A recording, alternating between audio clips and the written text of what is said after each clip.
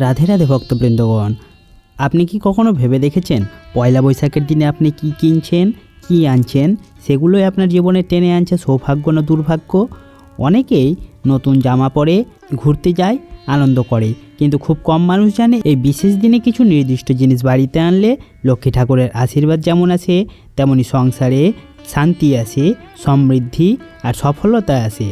আর ভুল জিনিস আনলে শুরু হতে পারে অজানা বাধা, আর্থিক সমস্যা, এমনকি অশান্তিও। তাই আজকের এই ভিডিওটিতে আমি আপনাদের বলবো পয়লা বৈশাখের দিন কোন কোন জিনিস অবশ্যই বাড়িতে কিনে আনবেন, যেগুলো আপনার জীবনে আনবে সুখ, শান্তি আর উন্নতি। তাই ভিডিওটি একদম শেষ পর্যন্ত দেখুন।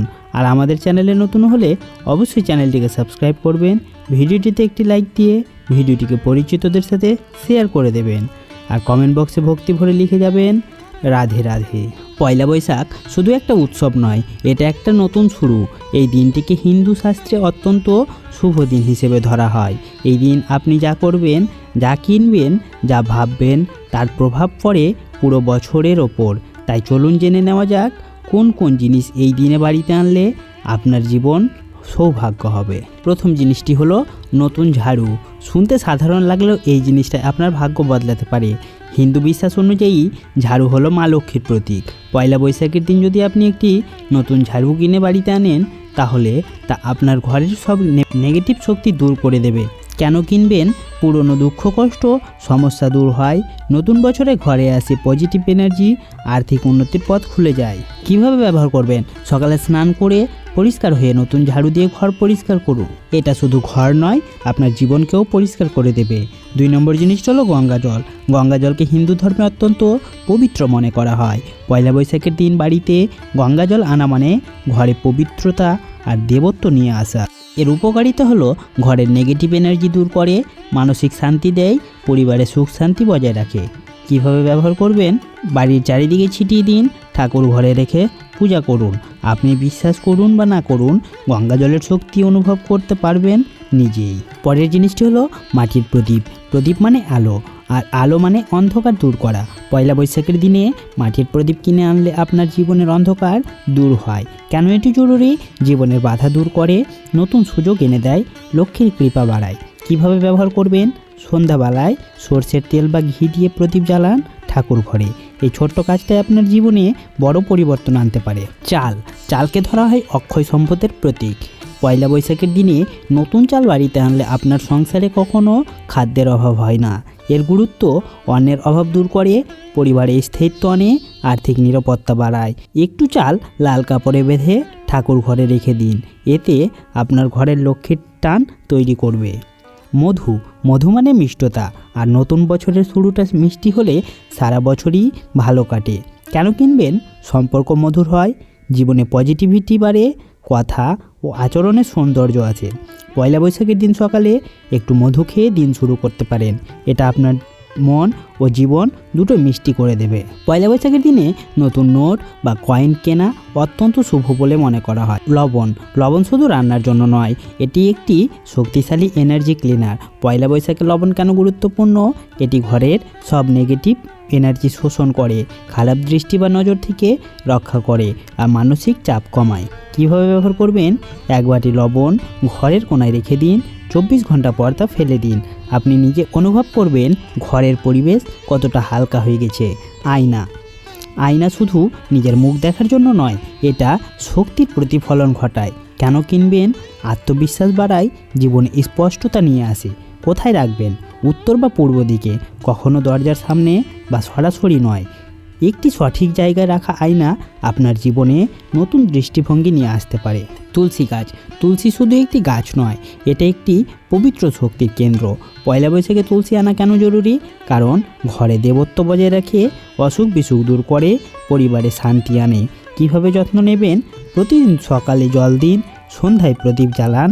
তুলসী গাছ আপনার ঘরকে একটি পজিটিভ এনার্জির মন্দির বানিয়ে দিতে পারে। ফল মানে সমৃদ্ধি ও পূর্ণতা। পয়লা বৈশাখের দিনে ফল কিনে আনলে তা আপনার জীবনে পূর্ণতা নিয়ে আসে। কেন গুরুত্বপূর্ণ? শরীর ও মন সুস্থ রাখে, জীবনে সুখ সমৃদ্ধি বাড়ায়, শুভ শক্তির আগমন ঘটায়।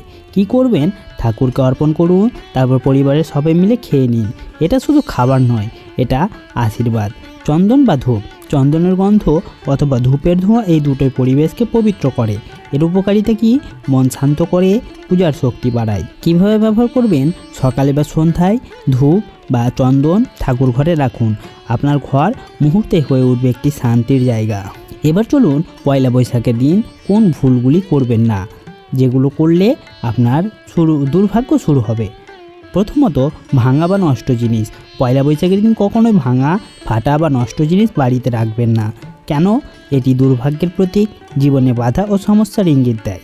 ফাটা বাসন, ভাঙা ঘড়ি, নষ্ট ইলেকট্রনিক জিনিস। মনে রাখবেন, নতুন বছরের শুরুতে ভাঙা শক্তি নিয়ে আসা মানে নিজেকে সমস্যাকে আমন্ত্রণ করা।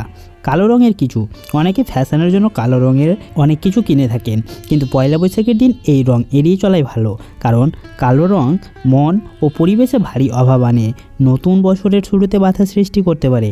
কি করবেন? এই দিলে উজ্জ্বল রং বেছে নিন, যেমন লাল, হলুদ, সাদা। ধারালো জিনিস। পয়লা বৈশাখের দিন ধারালো জিনিস কেনা বা বাড়িতে আনা অশুভ বলে মনে করা হয়। কেন? সম্পর্কের মধ্যে কাটাকাটি অশান্তির ইঙ্গিত দেয়, পারিবারিক সমস্যা বাড়াতে পারে। এই দিনে নতুন ছুরি, কাঁচি, ব্লেড এগুলো না কেনাই ভালো। ঝগড়া বা রাগ নিয়ে কিছু আনা, এটি হয়তো জিনিস নয়, কিন্তু সবচেয়ে বড় ভুল। পয়লা বৈশাখের দিন যদি আপনি রাগ করেন, ঝগড়া করেন, মন খারাপ করে থাকেন, তাহলে সেই নেগেটিভ অনুভূতি সারা বছরের জন্য আপনার সঙ্গে থেকে যাবে। কি করবেন? সবাইকে হাসি মুখে শুভেচ্ছা দিন, মনের সব কষ্ট ভুলে যান, নতুনভাবে শুরু করুন। পুরনো অপ্রয়োজনীয় জিনিস। নতুন বছরে পুরনো বোঝা নিয়ে ঢোকা, এটা কখনোই ভালো নয়। কেন ফেলবেন? এগুলো নেগেটিভ এনার্জি ধরে রাখে, নতুন সুযোগ আসতে বাধা দেয়। কি করবেন? পয়লা বৈশাখের আগেই বাড়ি পরিষ্কার করুন, অপ্রয়োজনীয় জিনিস ফেলে দিন। মনে রাখবেন, জায়গা খালি না করলে নতুন কিছু আসবে না। ঋণ বা ধার করা জিনিস। এই দিনে ধার নেওয়া বা ঋণ করা একেবারেই উচিত নয়, কারণ সারা বছর অর্থনৈতিক চাপ থাকতে পারে, ঋণ বাড়তে পারে। কি করবেন? বরং এই দিনে কিছু সঞ্চয় শুরু করুন। নেতিবাচক চিন্তা। সবচেয়ে বড় অশুভ জিনিস হলো আপনার নিজের চিন্তা। আপনি যদি ভাবেন আমার কিছুই হবে না, আমার ভাগ্য খারাপ, তাহলে সেই চিন্তা বাস্তব হয়ে উঠবে। তাই পজিটিভ চিন্তা করুন, নিজের ওপর বিশ্বাস রাখুন, নতুন বছরের জন্য ভালো কিছু কল্পনা করুন। আপনি যদি চান নতুন বছরটা আপনার জীবনের সেরা বছর হোক, তাহলে আজ থেকেই শুরু করুন একটি নতুন মানসিকতা নিয়ে, কারণ যেমন শুরু তেমনই বছর। যদি ভিডিওটি আপনাদের ভালো লেগে থাকে, অবশ্যই একটি লাইক করবেন, ভিডিওটিকে শেয়ার করে দেবেন, আর এরকম ভিডিও পেতে আমাদের চ্যানেলটিকে অবশ্যই সাবস্ক্রাইব করে রাখবেন। সবশেষে নতুন বছরের জন্য অনেক শুভেচ্ছা, শুভ নববর্ষ। ধন্যবাদ।